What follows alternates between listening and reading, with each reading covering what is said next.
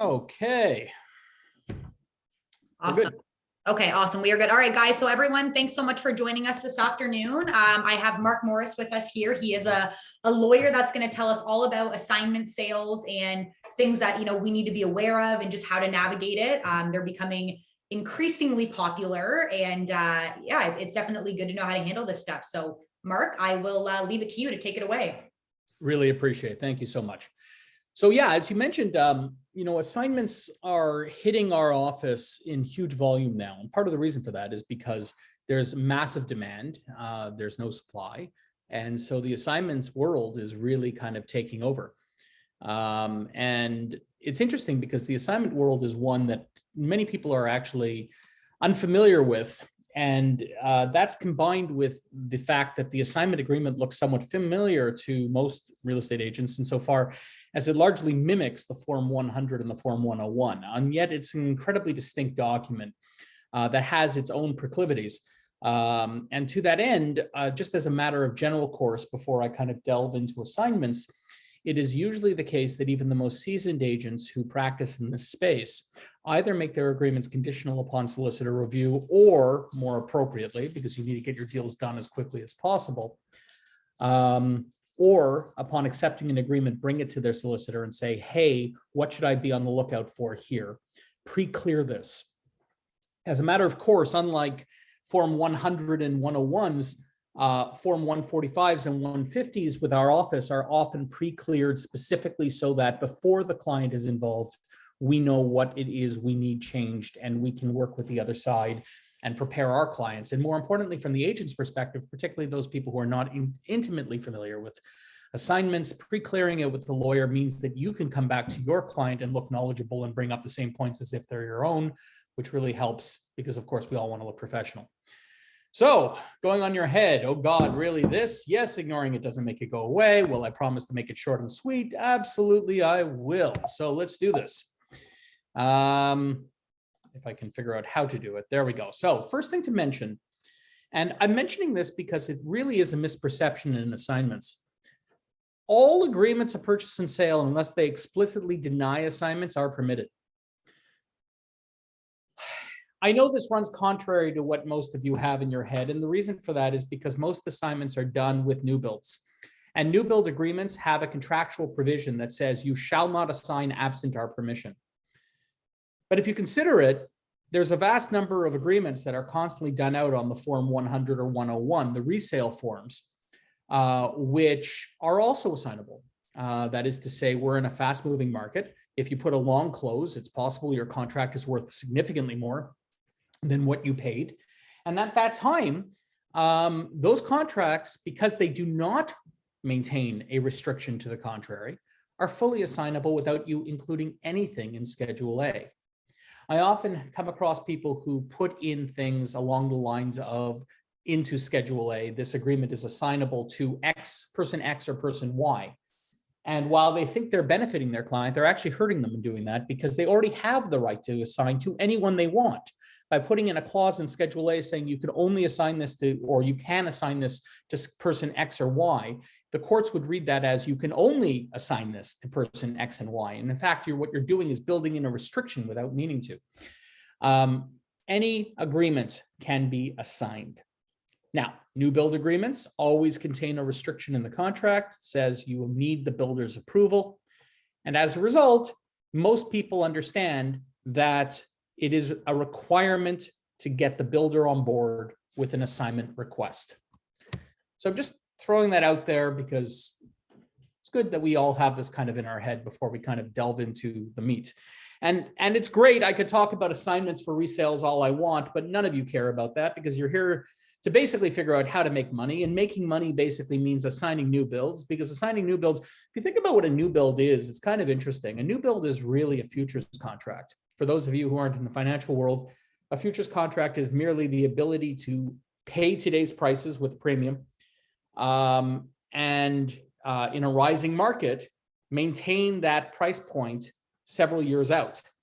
What's more, it's a futures market where not only are you maintaining the price that you will pay, but you don't need to put down anything other than deposit in order to buy yourself several years. So in the context of the Toronto real estate market, where growth is endemic and we're going up by many percent per month at this point, locking into today's pricing, only putting down the deposit on that pricing and then being able to purchase in several years means that what you're doing is you're effectively partaking in the growth of the real estate market without having to take out a mortgage to that effect or without putting down 100% of the value.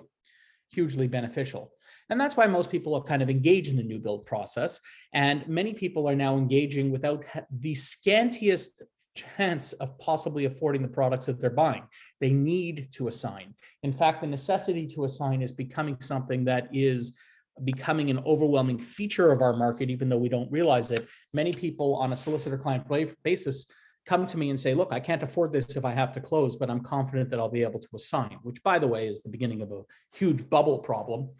But that's not that's a macroeconomic problem. You're here to figure out how to make money on a per deal basis, and we'll talk about it. So here's the agreement of purchase and sale. It's the Form 150. So just to be clear, the Form 145 is for freeholds and Form 150 is for condos. And for puddles, by the way, you would be using the Form 150 at the present time because the OREA hasn't created an assignment for puddles, just so that you know. Piece of tied land. That's the Form 111 for if you were to do a purchase and resale. So this agreement has, so this is the educational one. It's the one with the red things. You can kind of download it yourself. The first thing you're going to note about it, if you start looking through it, is that it looks familiar, but there are some very important missing pieces of this agreement. And the first and foremost one is a closing date. There is no closing date on this agreement at all, which is problematic because a closing is a fundamental component of this agreement. The second is, as you kind of flip through, you'll see that there's the Schedule A, which looks familiar, and then there's the Schedule B. Now, the very first thing that I do is I talk about the Schedule B, and I'll talk about the Schedule B here. And the reason I talk about the Schedule B is because the math that underlies the agreement is of critical importance before we attack the Schedule A. In fact, when I review these things with agents, the first thing I do is do the Schedule B to make sure that it's accurate. And the Schedule B works like this. Line 1 is the total purchase price, including the agreement of purchase and sale and the assignment. So it's effectively what your client, if you're the assignee, just to be clear, I'm going to say throughout this process, because a lot of people who aren't familiar always get mixed up between assignor and assignee. Assignor is seller, assignee is buyer. So I'll just say that so that we're always clear, because it's hard to get it straight in your head. So if you're acting for the buyer assignee, then the first line is the total amount that is being paid for the product. So in this instance, I picked a hypothetical scenario and I said, all right, there was an original contract for $470,000 with the builder. The assignee buyer is currently purchasing it for $600,000. So line 1 gets $600,000. So far, so good. Not many people screw that part up. Line 2 is the original purchase price. Not many people screw that part up, except insofar as the original purchase price must include all upgrades and any extras that have been paid. So the original purchase price includes everything: parking, upgrades, furnishings, whatever it is that they've included, you put that into the original purchase price. Line 3 is the deposits paid by the assignor to the seller, to the builder. The assignor is the seller to the assignee. But the deposits paid by the assignor to the builder under the original agreement of purchase and sale is what, in this case, I said $80,000. Now I'm going to pause for a second, and I'm going to explain something to people who are not familiar with assignments. Most people don't understand the actual mechanics behind how the deposit that has been paid to the builder is dealt with. Some people are under the impression that upon the builder consenting to the assignment, they draft a check back to the assignor, and the assignee needs to replace that check for, in this case, $80,000. But nothing of the sort is actually the case. What happens is the $80,000 that has been paid by the assignee seller is credited to the assignee buyer. Okay, so the assignor seller who paid the $80,000 to the builder, once the builder says yes to the assignment, The builder doesn't replace the money. The builder keeps the money in the bank account and merely gives a credit to the assignee buyer. So if you think about it, and this is an interesting component, at the time when the builder's consent is sought and received, there is likely, unless this agreement is drafted correctly, going to be an inequity. If you do not agree to replace the $80,000 at the time of builder consent, that is to say, if you do not agree to take the $80,000 from the assignor buyer and give it, the assignee buyer and give it to the assignor seller on builder consent, let's say you agree to give only a deposit. Let's say that in this instance, our deposit is $40,000, right? So the $40,000 is the deposit under the agreement of purchase and sale, similar to any other deposit, right? It's the one that's given to the brokerage. It's right here, right? Like the deposit. So if you've only given $40,000 to the builder on builder consent, then what's happened is the assignee buyer has paid to the brokerage $40,000, and the assignor seller's credit of $80,000 is going to the assignee in the present time. See how that works? Not the biggest deal, but there is a bit of an inequity. And that's the reason that, all things being equal, the assignor seller usually tries to get back the deposits that they themselves have paid at the time of builder consent. Because at that point, they're put into a state of order. And we'll talk about that in a minute. Let's keep going through.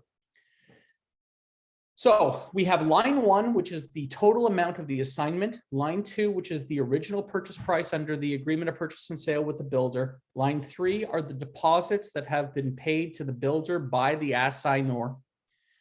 And line 4 is where we begin the math. And in order to figure out line 4, we have to take line 1 minus line 2, which is effectively the profit that's being made, and add back the deposit of $80,000. Oops, and add back the $80,000. Why? Because the $80,000 is going to be credited now to the assignee buyer. And as a result, the assignor seller needs to get that back. And as a result, the total payment by the assignee to the assignor, the total payment by the buyer to the seller for this assignment becomes $210,000. And of course, they've already paid a portion of it, being $40,000. And thus the balance of the payment for the assignment agreement is $170,000. I'm going to pause for a second and ask if there are any questions at this point before I move on. I see Stephanie wrote something. This is where for the buyer, it would get a little tough if they don't have all the deposits that have been paid up front already. That's correct. Does anybody have any questions so far? Is this clear at this point? Can I explain line 5? Yes. So line 5 is very simple. Line 5 is the deposits paid under the assignment agreement. So there's literally a line similar to like your normal agreement, which basically upon acceptance of this agreement, I'm giving the brokerage a deposit check. And in this case, I just said it's $40,000. It has nothing to do with the deposits paid to the builder. This is just between the assignee buyer and the assignor seller. The assignee buyer is paying $40,000 over to the assignor seller. Make sense? Yeah. Okay. You get it. Any other questions so far? Okay. Let's keep going. So you'll note something else on Schedule B, which I have not brought up yet. And that is this line. Everyone forgets this line. See what can you see where my mouse is? Yeah. Okay. And what you'll see in this line, I'm going to zoom in a little, is it says, upon acceptance of this assignment agreement and receipt of consent to assign, it gives you 3 options. And the way to read this is to understand this portion as being a continuation of line 3. So let's read this whole thing together. Deposits paid by the assignor to the seller under the original agreement of purchase and sale, as indicated in Schedule C, to be paid by the assignee to the assignor, so that's the $80,000, as follows. So it follows. Now you have to put the line in. How, when are you paying back this $80,000? Because if you think about it, you can pay back that $80,000 at any time. You can pay it back upon acceptance of the agreement. You can pay it back upon the occupancy. You can pay it back upon final closing. Most people choose the first line, upon acceptance of the assignment agreement and receipt of consent to assign from the builder.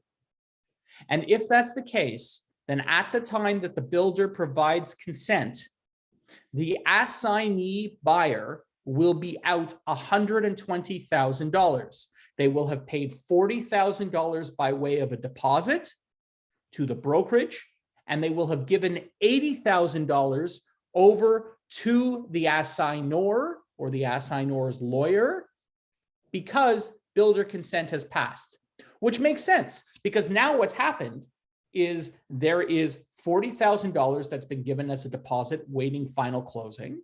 And the $80,000 they've returned to the assignor because the assignee is now in the position of the assignor and has a credit on the builder's balance sheet for that $80,000. Going to pause. Does that make sense? Anybody have any questions? I can't see the chat anymore, but does anybody have any questions so far? Okay. So, great. So the first thing I do when someone brings this in is I go over the math and I make sure that everyone is clear as to, I'm sorry, my dog is attacking a plant. Archie, come here. Apologies. This is always the best thing about a legal talk is when you actually have the lawyer distracted while your dog chews a brand new plant that was bought for his wife's Valentine's Day. What can I tell you? Okay, so moving on. So at the end of the day, we understand the math of Schedule B, but there's still a lot about the agreement that we have a lot of trouble with. So the first thing that we have trouble with is the closing date. There is no closing date. Well, so if you do nothing else in this agreement, if you do not write anything else, and all you have is Schedule B stating that the deposit, the $80,000, is to be returned upon consent to assign, then the way this reads, the way the normal OREA Form 145 and 150 is to be interpreted is as follows. In this case, $40,000 deposit has been provided to the builder, to the brokerage. $80,000 upon builder consent is payable to the assignor. And the balance being 170 minus 80, so that would be $90,000 because the total amount is $210,000. And at that point, they would have paid the 40 and they would have paid 80, meaning that there's still $90,000. And the $90,000 would be paid just at final closing. Why? Because it says so right here. It says so right here in this part that you always ignore because it's standard form and all you say to your clients is, oh, it's standard form, don't worry about it. But these things mean something. And if you actually read it, you'll see that it says the assignee, the buyer, will deliver the balance of payment for this assignment agreement as more particularly set out on item 6 in Schedule B, subject to adjustments, which funds drawn on a lawyer's trust account, blah, blah, blah, blah, to the assignor prior to completing the transaction in the agreement of purchase and sale. So it's possible that you can pay it anytime you want, but humans being humans, what this actually means is that they have up to the day of closing with the builder to pay the money. And because people don't like paying money and they hold off as long as possible, practically it means that the remaining $90,000 under this agreement would be paid on the day of final closing with the builder. This is also something that would happen because most people are using mortgage money to do it, and the mortgage won't be extended until that day of closing, and thus it's always paid on that day.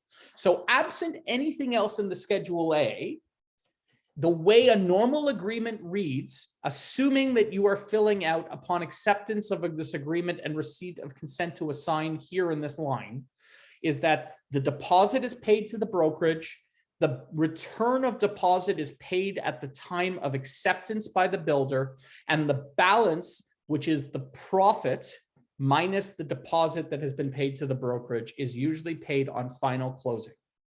Now, it doesn't need to be this way. In fact, in certain cultural communities in this city, it's often not. As an example, and by the way, it's very interesting to see how different cultures actually approach the legal profession. So as an example, so when I was starting out my career, about 80% of my client base was Indian. And it would drive me nuts because people would come to me and they'd say, Mark, we did a deal. We did a deal. We've transferred $500,000. Please paper it. And I would say, what are you talking about? You've paid $500,000 already? And they would say to me, don't worry about it. We know each other. We did it on a handshake. We're good. That's not something that would ever happen in my community. But it so happens that in India, the courts take 18 years to see justice. That is to say, if you actually have a claim, the courts are not really there to support you. It takes about 18 years to go through the process. So the focus on individual interaction and trust is of paramount importance. Similarly, for assignments in Markham, where cash is king, and this stems largely from a Chinese culture, it's very rare when you're dealing with pure Chinese buyers to not see the full amount paid up front for a reduced purchase price, but they pay it up front. This is just the cultural proclivity of the area you're in. And similar to anything else, you kind of have to understand who you're dealing with.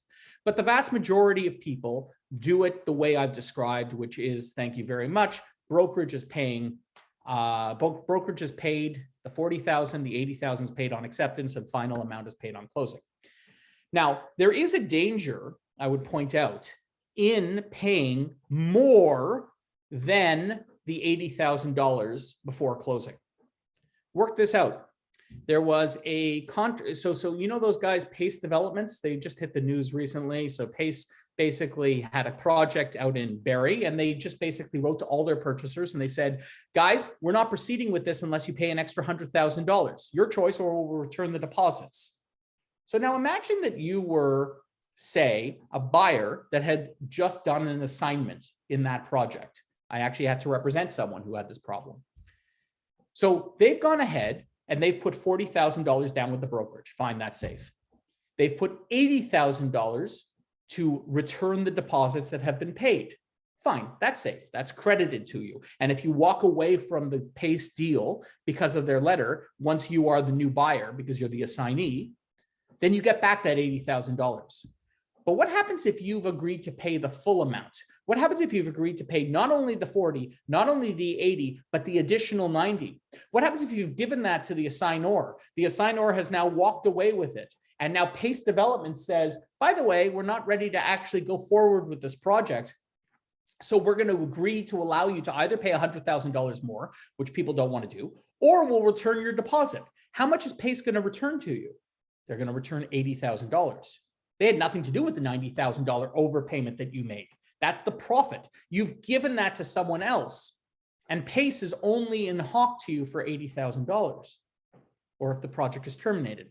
So there is a little bit of risk that is associated with paying the money in advance of the final closing, which is, by the way, why the assignment prices are reduced if you come all cash. It's because there's an inherent risk that comes about along with it. Does that make sense? Did everyone understand what I was saying there? Okay. So great. That's how the closing date works. That's how the math works. Now let's turn our attention to Schedule A. So we've talked a bit about when the assignment money is payable, and you can absolutely dictate that the assignment money is payable upon builder consent. And if you're the assignor, you want to do that for your client, you want to try to make that happen. And of course, if you do that, you have to make sure that you include something that says, by the way, the brokerage shall be allowed to release the monies as well upon receipt, right? Like you have to include that. But you can formulate any sort of clause you want to account for when the monies are to flow if you want to differentiate it from the standard agreement of purchase and sale. I'm not going to speak too much about that now. What I am going to speak about is how taxation works on assignment, because absolutely everyone and their dog is constantly screwed up by it. It drives me absolutely crazy. And so let's talk about it because it's important to know. And the reason it's so hard is because people really don't understand how new builds are taxed to begin with. So before we even go into anything, let's talk firstly about how a new build gets taxed. Because those of you who are in the new build space, and PS, we're all in the new build space because what product is there in the resale space anymore? But what those of you who are in the new build space will know how a builder prices a product. It says basically, we are going to sell this product for $541,000. I'm making up these numbers, but we're going to agree to sell you this product for $541,000. And then they say the words, and don't worry, HST is included in the purchase price. Now, the problem with doing that is the builder knows that that has a different effect on the purchasers than what they mean. For you see, when you go ahead and buy a chocolate bar for $1, and then they say HST needs to be paid, you know that the final purchase price is going to be $1.13 because that makes logical sense. And thus it is that if someone says to you, this chocolate bar is $1.13 with HST included, you can do some simple math and say, okay, well, that means the chocolate bar is $1.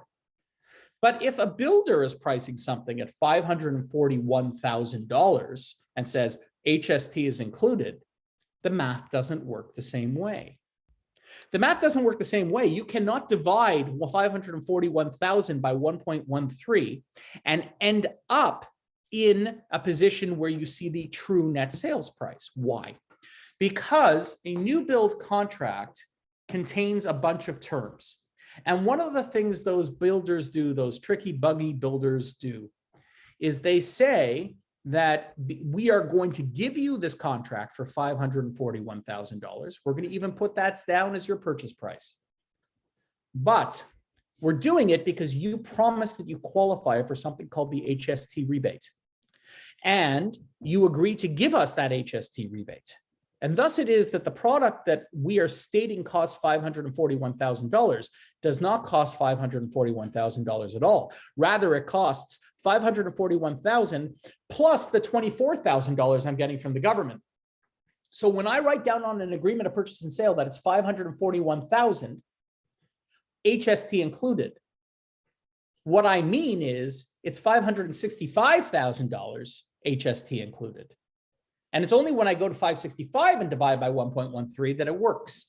By removing the HST rebate from the price, they are skewing the numbers. And it's very confusing because the HST and the HST rebate sound very similar, even though they're completely different things. Why do I bring this up?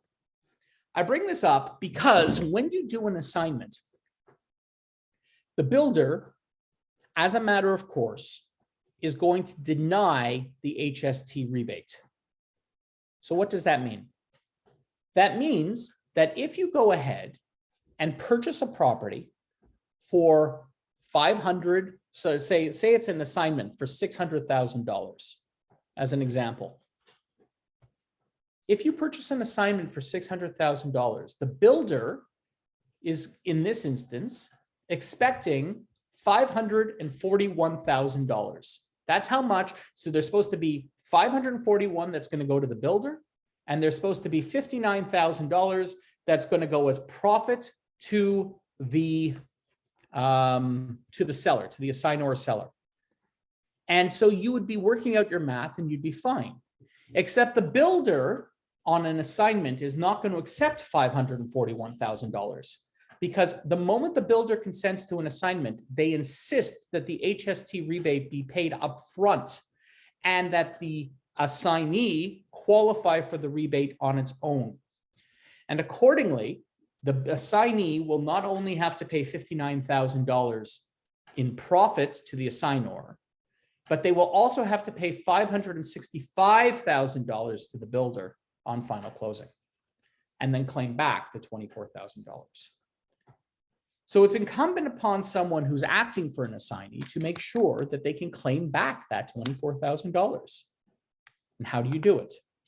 Well, you do it by ensuring that the assignor provide you with a statutory declaration on closing, which states that the assignor has not caused anyone to live at the property prior to the assignment.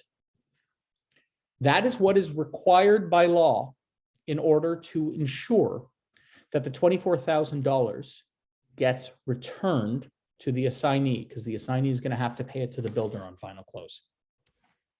Did that make sense? I know that that was somewhat complex. Did that make some sense? So one of the clauses you need in Schedule A is something that a lawyer will verify. One of the clauses is the assignor represents and warrants that that it has not caused anyone to live at the premise, and that it shall provide the assignee buyer with a statutory declaration to that effect prior to closing. Why? Because that way, when the assignee is charged the extra $24,000 HST rebate, which it will be, the assignee can then make application to the CRA and claim back that $24,000. That is what the CRA is going to request. Okay. Let's talk about taxation of assignments. So let's keep with the numbers that we had. We have a total purchase price of $600,000. We have an original purchase price of $470,000. We have deposits paid back of $80,000. So the total amount that's being paid is $210,000. The deposits paid under the agreement are $40,000, and thus the balance of payment is for $170,000. I took that right from Schedule B. So what are the taxes payable under that scenario? Well, the assignor can face two possible scenarios. The first is that they can pay capital gains on their gain.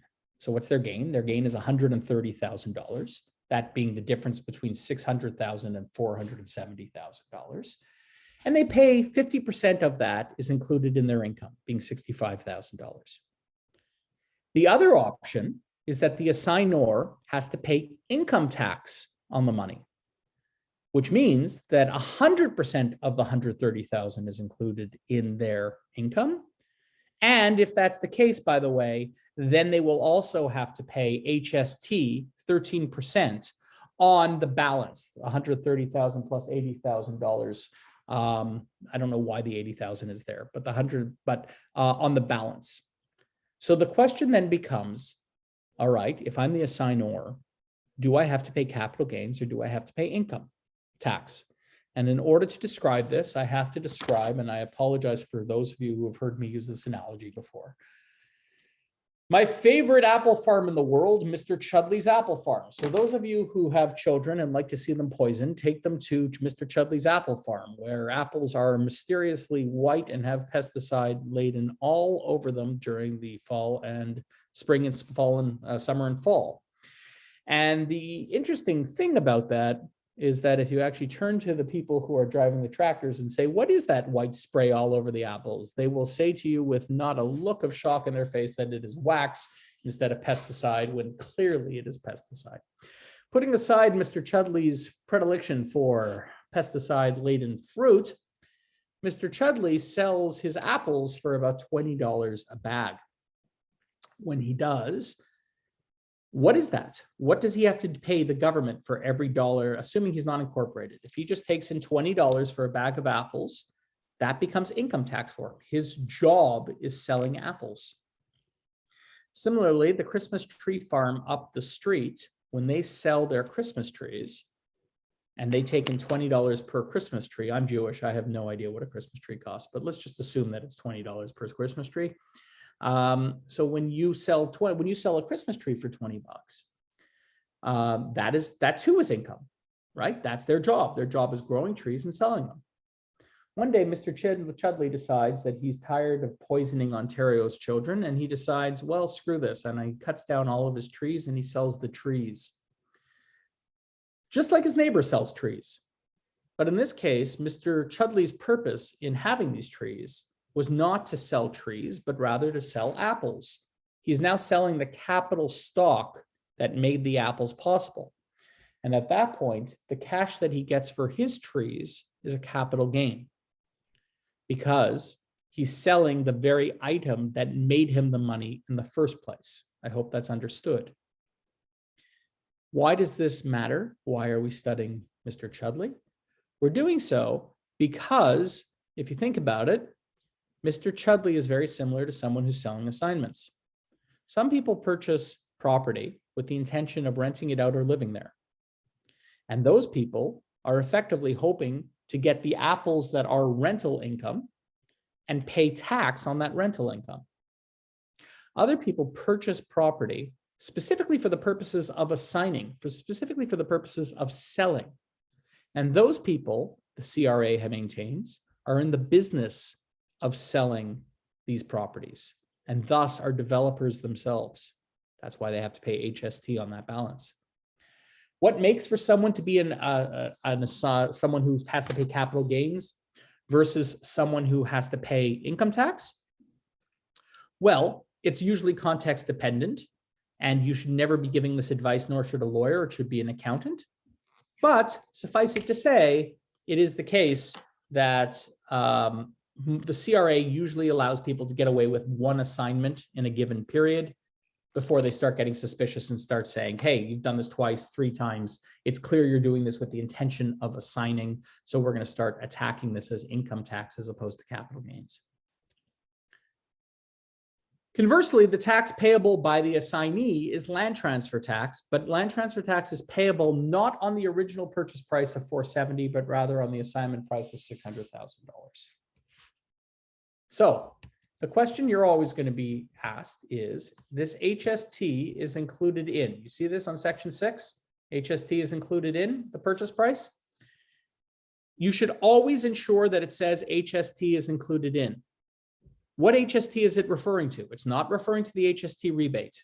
It's referring to the HST that may be payable by the assignor if the government goes ahead and determines that the assignor had the intention of selling this unit as a developer.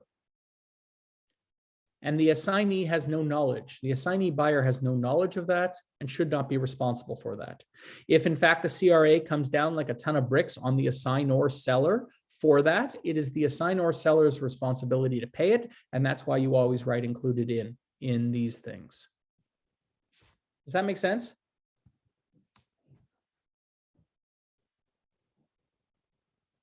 Does anyone have any questions? Because that's a lot of information. I have a lot more to say about assignments, but that was a lot. So I'm going to just pause for a second and ask if anyone has any questions. I have a question. Yep. Hi. So I have a client who has bought a condo. It's not built yet. It'll be ready in July. Mm-hmm.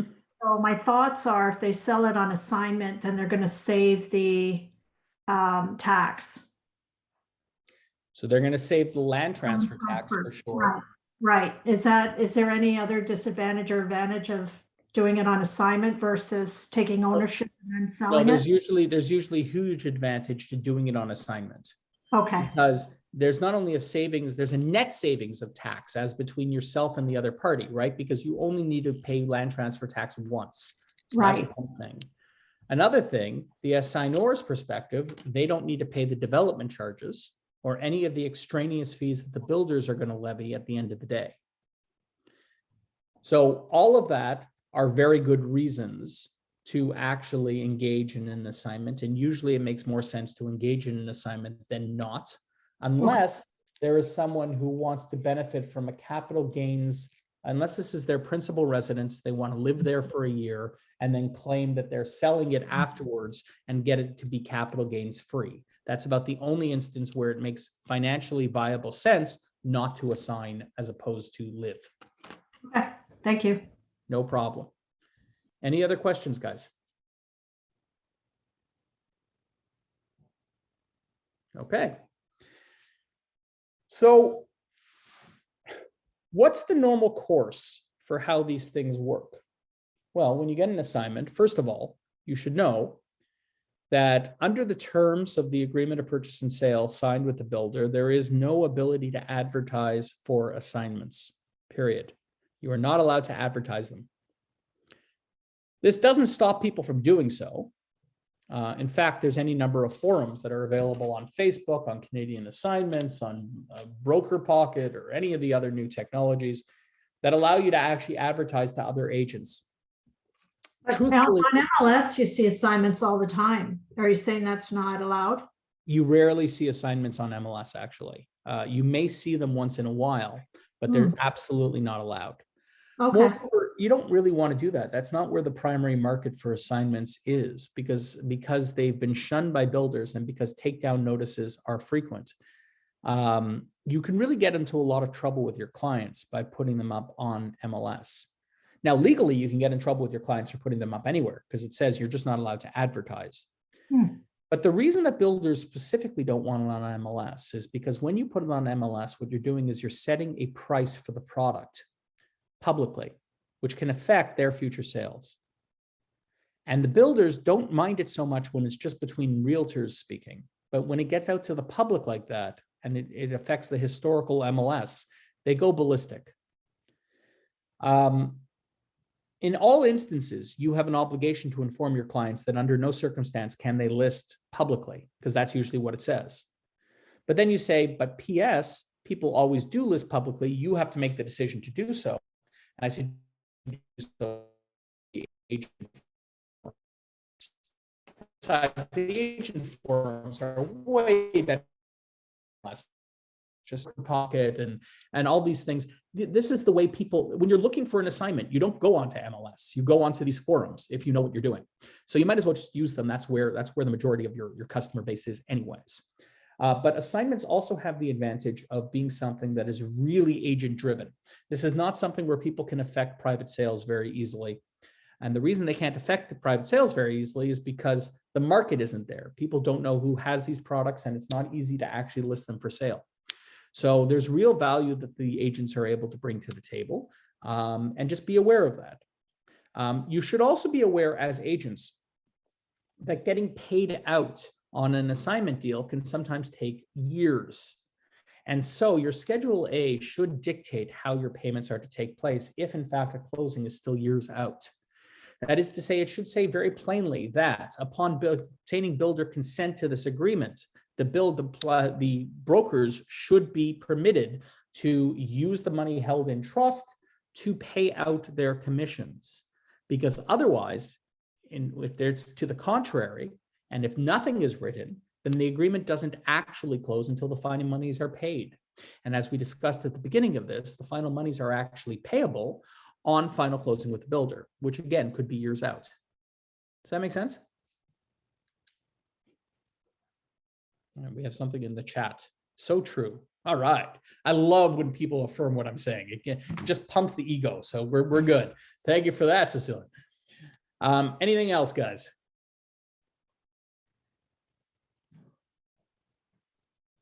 Okay, well, I'm going to open it up for questions because I was supposed to speak for 45 minutes and then questions were to be plummeted at me. So I'm available and I'm happy to answer. It could be anything assignment related, non-assignment related. I love the sound of my voice. Hey, Mark, this is Nedjam. I just have a question in regards to closing. Yeah. The assignment goes through and then at time of closing, the buyers can't close. What then happens?